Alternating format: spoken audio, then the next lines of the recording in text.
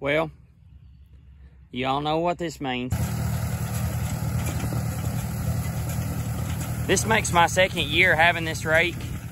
I really like it. I bought it off an older lady in a town called Bean Station that's next to us. Now, where this hay's so thin, I told Dad to leave a gap and to make kind of 3 into 1. When your square baler doesn't really have a lot to eat, your bales come out misshapen. So you're always better off making a bigger windrow and going slower.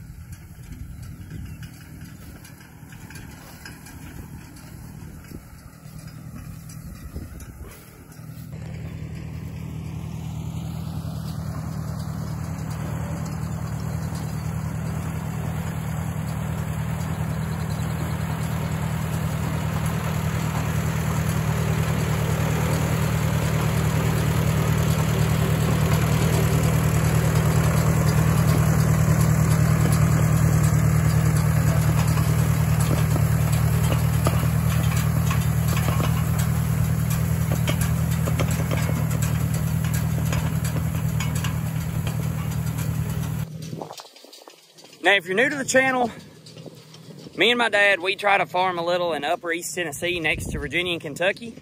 It's kind of where we're located at. We're hobby farmers. We don't do any of this for a living.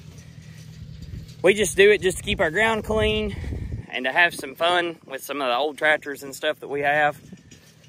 So I hope you guys have been enjoying the videos. I see a lot of positive comments and some positive feedback, and I really appreciate you guys for that. Now, last night we raked just a little bit just to make sure that my baler was going to work. I've done got it greased up, every alamite on it or every grease zerk. And now we're going to go ahead and grease our chains. We'll grease our big drive chain, the cam chain, feeder chain, and pickup chain. So we'll go ahead and we'll see if we can get her fired up and going. Now, one thing that I really like about this old David Brown that I bale hay with, it's got a 2-stage clutch on it, which makes it super nice for engaging PTO.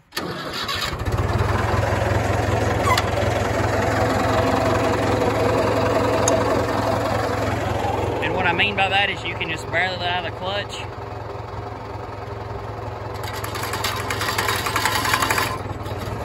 And it just barely turns it. When you get something that's independent PTO, it just shoves it, you know, just turns it straight on. There's no easing into it. So we'll go ahead and oil up our chains and we'll see if we can get started.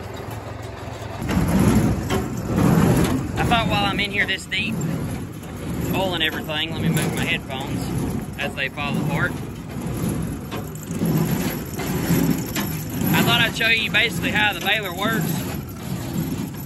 So of course, you know, you have your pickup up front which picks up the hay.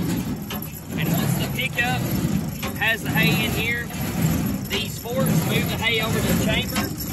And you can see that knife and that plunger that's together is perfectly timed to not hit these forks.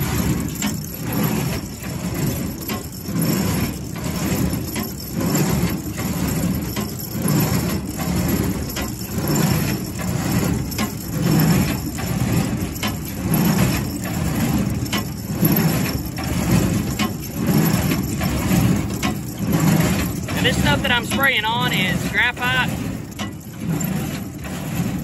It's a really good chain lubricant. We've got one right here I'm going to hit.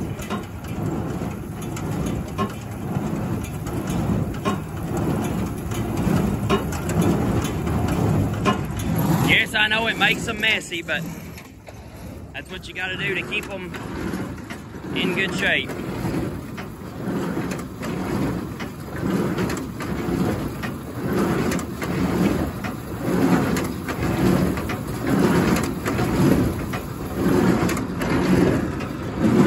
This one.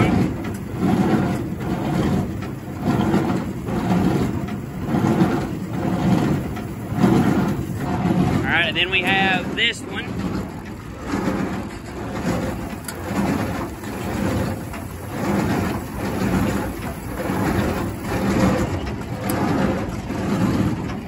All right, now we should be ready to go ahead and set everything out, and I'll see if I can get us some footage of us going here in a little bit.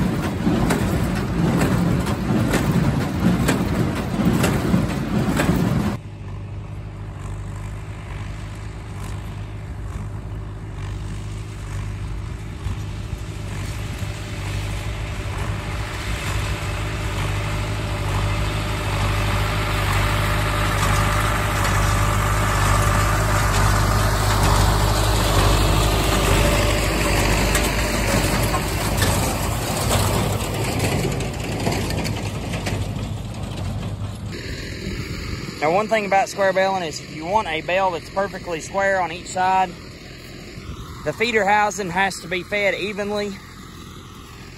Like that's a good example of how they should be fed.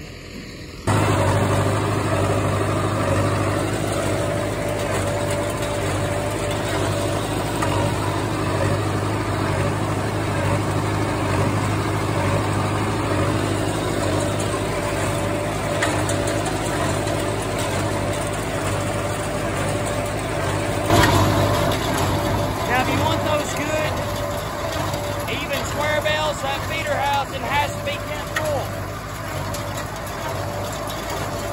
If it's not kept full, the bales will come out rainbow, wonky, stuff like that.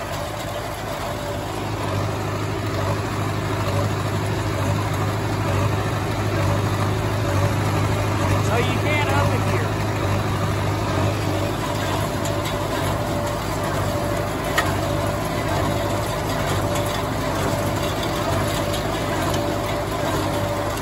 Once you see it start catching up like that, that's when it's time to drop a gear.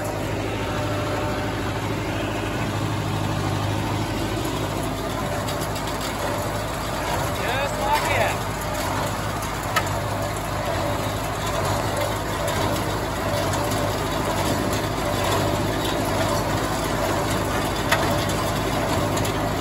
Whatever you do, you just got to keep it full.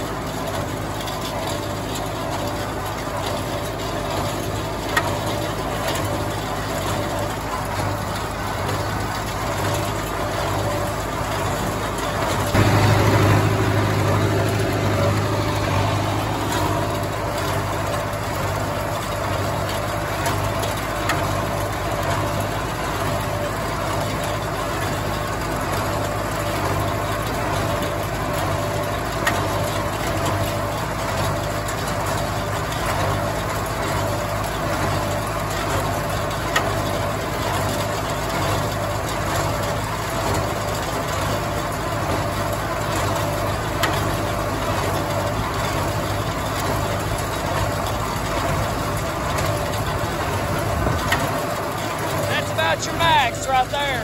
You don't want to push it any harder than that.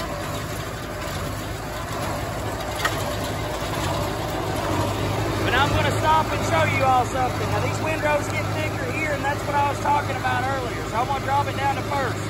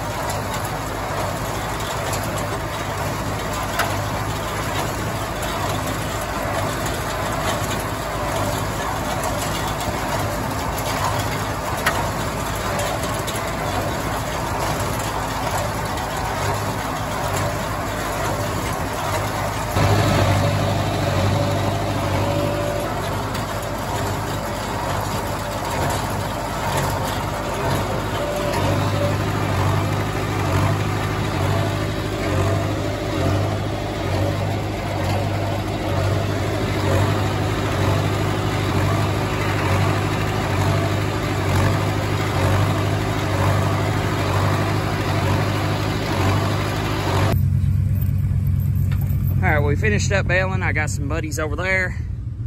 I've got a good buddy, Matt. Where you at, Matt? Hey, look at him. Say hi to YouTube, Matt. Hey, YouTube. And so, we do good on our stacks until we get to the back, then we get a little tired.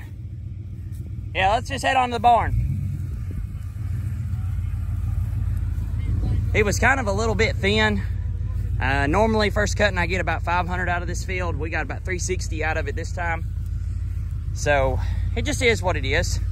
Now, I know some of y'all are still going to comment and be like, well, where's your grapple?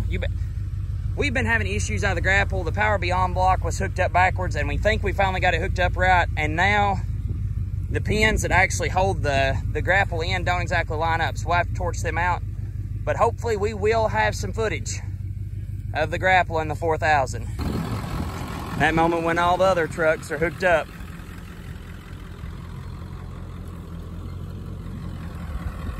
So you just use the work rig.